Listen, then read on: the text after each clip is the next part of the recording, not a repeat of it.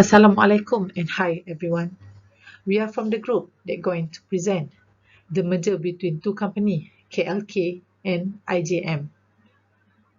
There's a four member in our group, Amira binti Zainuddin, Masno Fitriah binti Ramli, Nurul Nadiah binti Ahmad Suhaimi, and Nur Amira Akilah binti Abdul Rahman.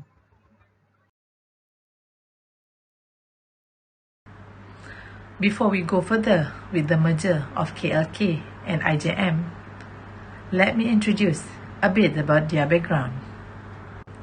Kuala Lumpur Kepong Berhad started as a plantation company in 1906, and until today, the development of oil palm and rubber remains the group core business.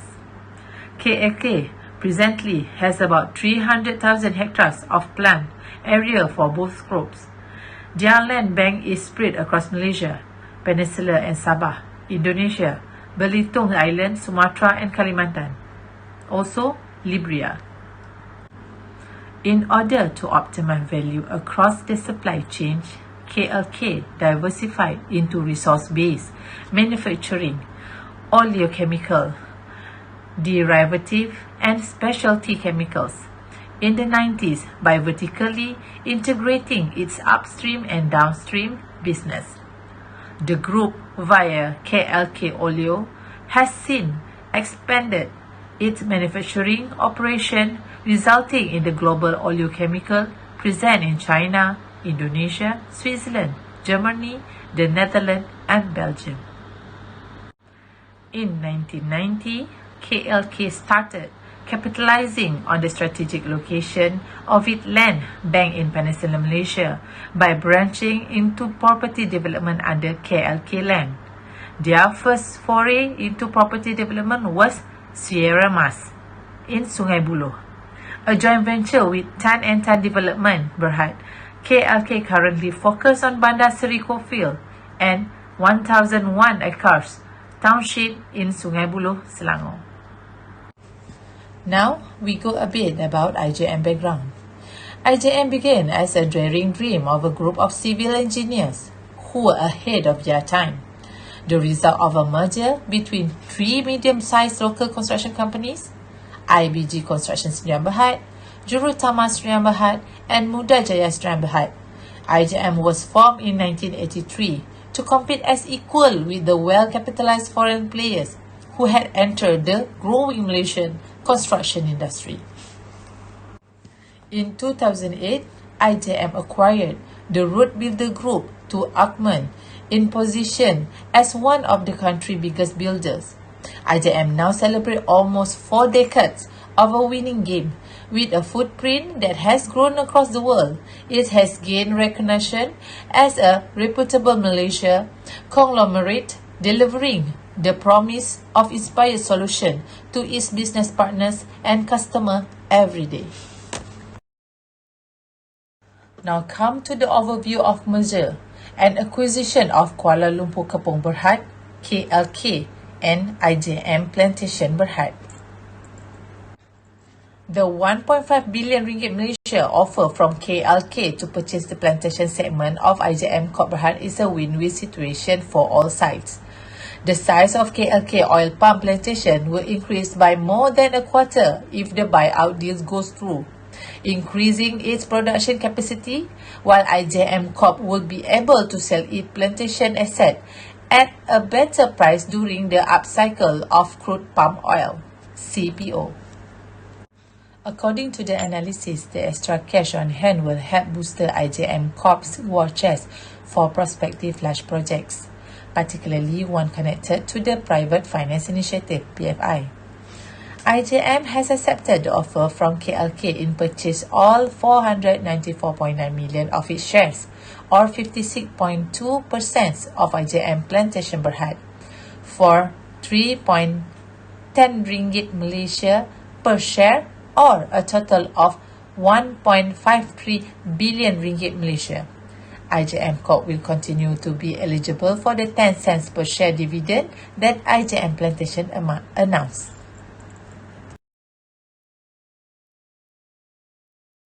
Assalamualaikum warahmatullahi wabarakatuh. My name is Masno Fitra binti Ramli. According to RHB Investment by Berhad, which served as KLK's only principal advisor, was the largest acquisition by value made by KLK since the company went public in 1974 and was consistent with its long-term goal to grow its plantation business. According to the statement, once the transaction is complete, KLK's total oil palm planted area has increased to 28.7% to 274,688 hectares from 213,411 hectares at the end of September 2020.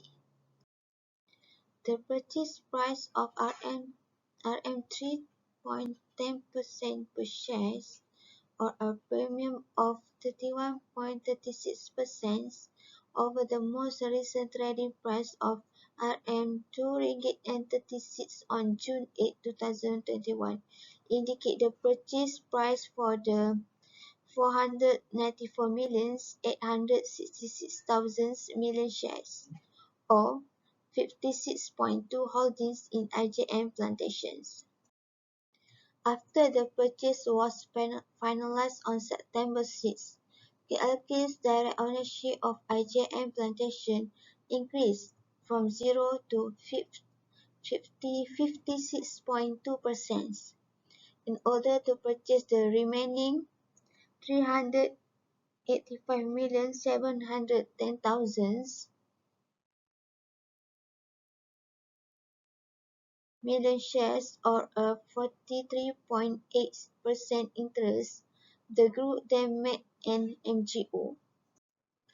KLK owns 8,035,575,000 million shares, or 94.89% of the firm as of November 18th. Even though IJM Plantation was delisted in November, the MGO is still active. The sale of IJM Corporation's 56.2 equities interest in IJM Plantations to KLK, according to Investment by Berhad, which served as the deal's principal advisor, represented as advantageous time for the divestiture and was in line with the company's and its subsidiary strategic goal to concentrate on buildings, property management, infrastructure concessions, manufacturing of building materials, and quarrying. The transaction enabled IJM Corp to realize a 52% premium on its investment in IJM Plantations, and the group anticipated to post a pro forma gain of around RM 699,890,000. To boost shareholders' value, a portion of the disposal profit will be used for capital management initiative, it was added. It was also a landmark deal with opportune timing, taking advantage of high crude palm oil price that enabled IJM to cash out and refocus on its business. Mention when it purchased PNB's entire 56.32% ownership in Chemical Company of Malaysia Berhad (CCM), and then launched an unconditional obligatory takeover offer for the remaining CCM shares. KLK Holdings Company Batu Kawan Berhad also struck a lucrative deal this year. Maybank Investment Bank Berhad acted as the financial advisor to PNB for the deal. The second notable mention is Malayan Plough Mines Berhad (MFM) disposal of its 49% equity interest in Dinding Supreme Sendang Berhad to Tyson International Holdings Co. for up to 420 million to be fully certified in cash and involve the granting of call options to Tyson. of mergers. Kuala Lumpur Kepong Berhad KLK has made an unconditional mandatory takeover offer to acquire all the remaining ordinary shares in IJM Plantation Berhad after IJM Corp Berhad shareholders agreed to the sale of its stake in the Sabah Beef Planter to the former. KLK tabled a RM3.10 a share bid for IJM Corp's 56.2% stake in IJM Plantation for RM1.53 billion cash, which has been accepted by IJM Corp shareholders recently in an EGM. Quarry Lanes Berhad, an indirectly wholly owned subsidiary of KLK, has now made the same offer for the remaining shares to other IJM Plantation shareholders for the same price as required under the rules on takeovers, mergers and compulsory acquisitions. Kenanga Research believes there are synergies to be gained from the deal as both IJM Plantation and KLK have operations in Sabah, East Kalimantan and Sumatra. The whole deal is estimated to cost KLK RM2.7 billion, which will increase its net gearing to 0.42 times from 0.23 times with a 30-70 debt-equity ratio. Kenanga estimates if the offer succeeds, KLK's total oil palm planted will rise by 29% to 274,000 hectares. Its financial year 2022 fresh fruit bunch output to jump by 26% to 5.4 million tons and financial year 2022 estimate for net profit rise by 9%. IGM Plantation is the seventh largest plantation company in the country with a total planted area of 60,981 hectares, mainly located in Sabah and Indonesia, while KLK is the country's third largest oil palm plantations company with a total landscape of 275,000 hectares spread across Malaysia, Peninsula and Sabah, Indonesia, Belitung Island, Sumatra Central and East Kalimantan, and Liberia, after SMW Plantation Berhad and FGV Holdings Berhad. Hello, my name is Nor Amira Akila binti Abdurrahman, and I'm going to present about the motif of merge and the types of merge in KLK and IJM Plantation.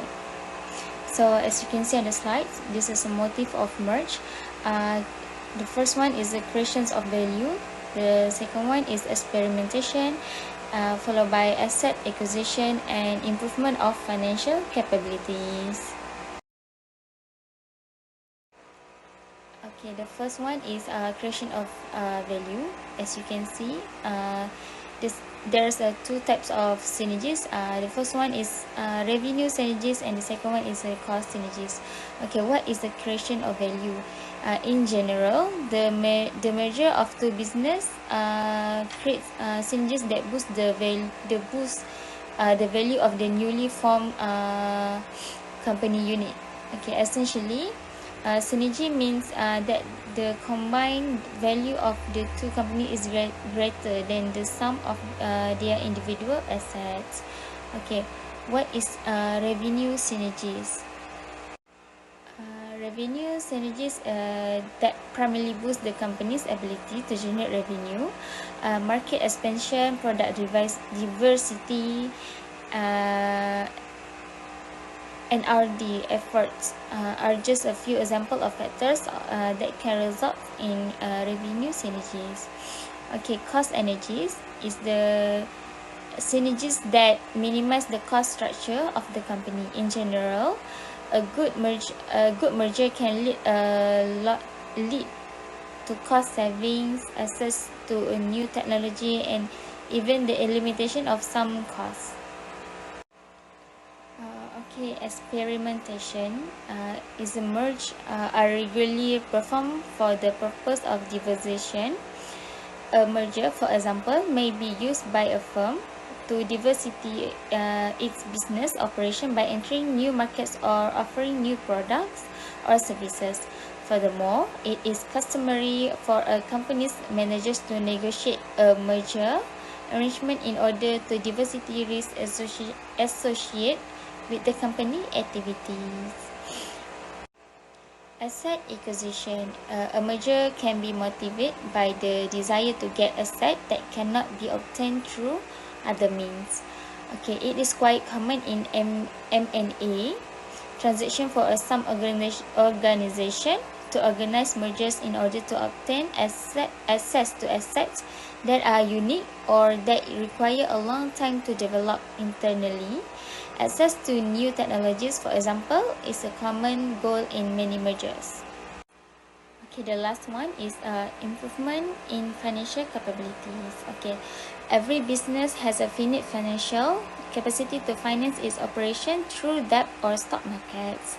A corporation may merge with another if it lacks adequate financial capability. As a result, a consolidated entity will have more financial capacity to invest in future corporation development activities. Okay, the next slide is the types of merge in cash acquisition, asset acquisition, and stock acquisition. Okay, our peak finance M&A deal this year is Kuala Lumpur Kepong Berhad KLK, acquisition of a 56.2% stake in IJM Plantation Berhad from IJM Corporation Berhad for RM 1.53 billion, followed by a mandatory general offer MGO for the remaining 43.8% equity interest for up to 1.2 billion. RHB Investment Bank Berhad, KLK only principal advisor, state the transaction was the largest acquisition by the value done by KLK since its IPO in 1974, and that it was the accordance with the company's long-term objective to expand its plantation business. With the conclusion of the transaction, KLK total oil palm plant area has increased 28.7% to 274,688 ha from 213 for 411 ha at the end of September 2020, the company said. Okay, the purchase price of RM 3 ringgit and 10 per share for the 494.866 million shares. KLK's direct shareholding in IJM Plantation increased from nil to 56.2% when the deal was complete on September 6. The company then launched an MGO to acquire the remaining 385.71 million shares, or 43.8% of the company. As of November 18, KLK owned 835 and 575 million shares in the company, representing a 94.89% ownership. Despite the fact that IJM Plantation were delisted in November, the MGO is still active. M Investment Bank Berhad, which served IJM's corporation primary advisor of the transaction, state that the sales of its 56.2% equity stake in IJM Plantation to KLK represent an approximate window for investment that was consistent with the company's and its subsidiaries' strategic goals of focusing on construction, property management, infrastructure concession, building material manufacturing, and quarrying. Batu Kawan Berhad, KLK's holding company, also struck a lucrative transaction this year when its purchased Permodalan Nasional Berhad (PNB) hold 56.32% ownership in Chemical Company of Malaysia Berhad (CCM), and then launched an unconditional obligatory takeover of offer for the remaining CCM shares. KLK finalized its acquisition of 95.45 million shares equity interest in CCM for 3 ringgit are 3 ringgit and 10 per share, totaling 292.79 million on December 11, 2020. And also, Batu Kawan then launched a forced takeover offer of RM3 ringgit and 10 per share for the remaining 73.25 million shares, for a total of RM 227.1 million. The acquisition was complete on March 16, with CCM becoming a wholly owned subsidiary of the corporation in 519.9 million agreement. According to CIMB Investment Bank Berhad, which act as a Batu Kawan key consultant, the acquisition gave a chance for the group to acquire an established chemicals and polymers manufacturer, increasing its market position as a coal-alkali chemical maker. Okay, the offer price of 3 ringgit and 10 per share represent a 27.5% and 50% premium to the 5-day and 1-month volume weight average market price of the share previous for the purchase and MGO announcement respectively. Whole Loan Investment Bank Berhad, which served MFM's primary consultant on the transaction, state the Tyson's acquisition of 49% equity stake in Dindings, which is involved in the processing of halal certified poultry product, is a strategic collaboration that benefits both parties. That's all from me. Thank you. I pass another slide to my friend. Hi, I'm Nadia. I'm going to present does the merger succeed. So the KLK Plantation Group had proposed to acquire 56.2% stake in IJM Plantations held for 1.53 billion cash and 3 ringgit 10 cent per share.